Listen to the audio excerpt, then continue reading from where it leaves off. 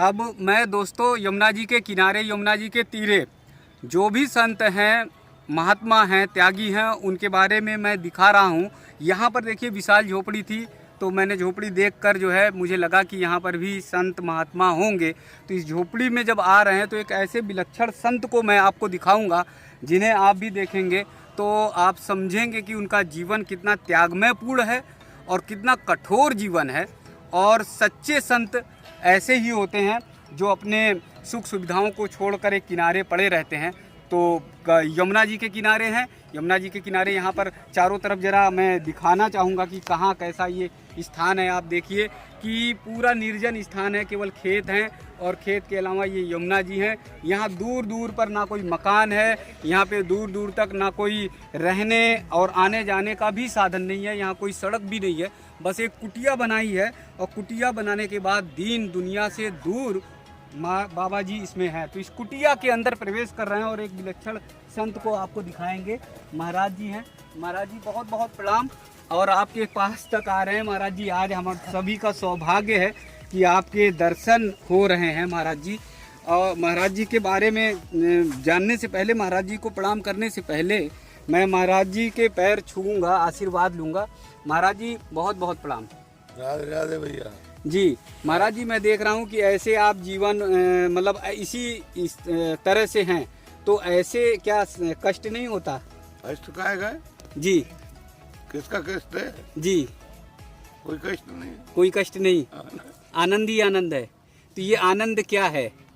और इस आनंद को तो जानने वाले जान सके जी, और तो क्या जान सके जी।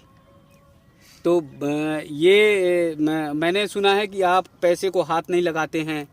हाँ नहीं लगाते हैं पैसे सब। जी, कोई दान दक्षिणा करता है तो उसे हाथ नहीं लगाते नहीं। जी। अच्छा महाराज जी, ये जो है त्याग जो है वो क्या है? त्याग जो है जीवन में, उसके बारे में जरा बताइए। त्याग तो है ये, जो भगवान को जो भजन करे उसको त्याग हो जाता है। भगवान जैसे साधु संतों की रीति है, तो ये साधु संतों की रीति है। हाँ। त्याग और समर्पण जो है वो साधु संतों की रीति है। हाँ जी। ऋषि लोगों का जो रहन सहन है तो जी, साधना है हमारी, साधना है तो ये साधना है जी। तो महाराज जी ये एक लंगोट में ही पूरा जीवन व्यतीत करते हैं? हाँ, एक लंगोट में। चाहे कड़ाके की ठंड भी पड़े तब भी एक वस्त्र नहीं शरीर पे धारण करते?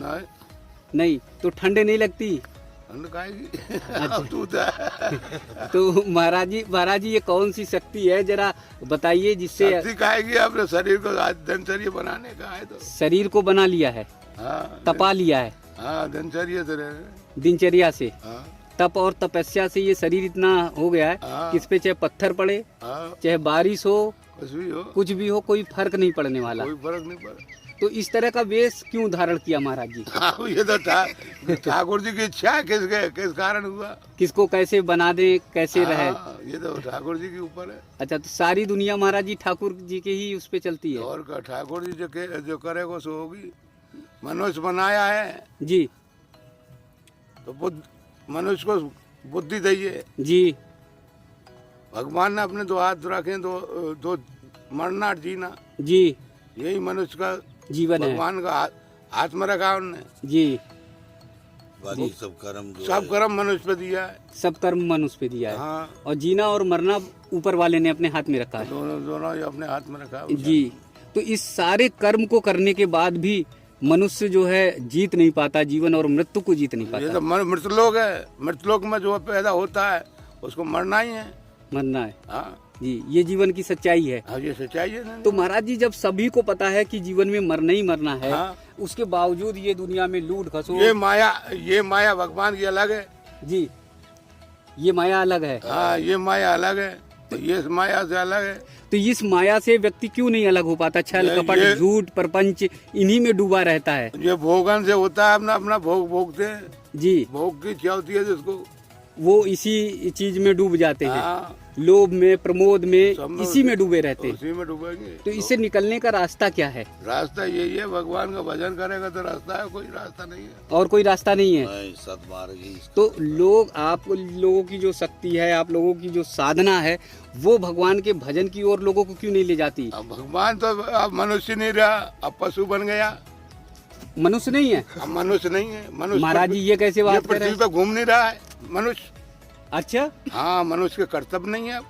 मनुष्य के कर्तव्य नहीं है? हाँ, जैसे मनुष्य को जो कर्तव्य होते हैं, जी, जो जन्म से पैदा होता है जी, उसको जो माँ शिक्षा देती है, शिक्षा, उस शिक्षा से कोई माँ शिक्षा नहीं दे रही है उस टाइम बच्चे अच्छा, को। माँ शिक्षा नहीं दे रही बच्चे हाँ, को, संस्कार नहीं दे रही, संस्कार नहीं दे रही है, तो मनुष्य नहीं रह गया, मनुष्य नहीं रहा, पशु बन गया। पशु बन गया। हाँ, अच्छा, माँ को क्या क्या शिक्षा देने चाहिए?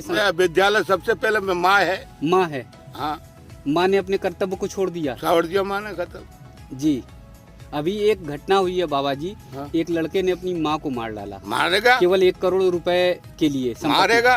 जी, उसको शिक्षा नहीं दी उसने। जी, तो इसलिए आज ये मतलब कलयुग में ये हो गया कि बेटा ही माँ को मार देगा। हाँ, मार देगा।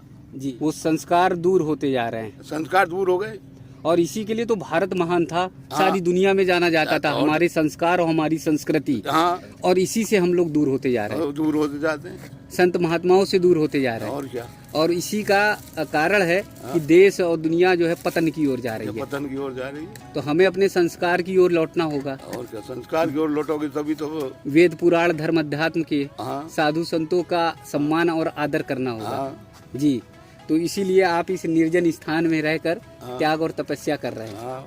तो महाराज जी ने जैसे बताया कि हमारे संस्कार कम होते जा रहे हैं, खत्म होते जा रहे हैं, और इसी के कारण जो है दुनिया में जो सारी समस्याएं हो रही हैं वो समस्याएं दुनिया में होती जा रही। महाराज जी को एक बार फिर मैं दिखाऊंगा कि देखिए कितने भोले भाले हैं, कितने आनंद में हैं कि शरीर पर एक भी वस्त्र नहीं है महाराज, पर केवल लंगोट धारण किए हुए हैं।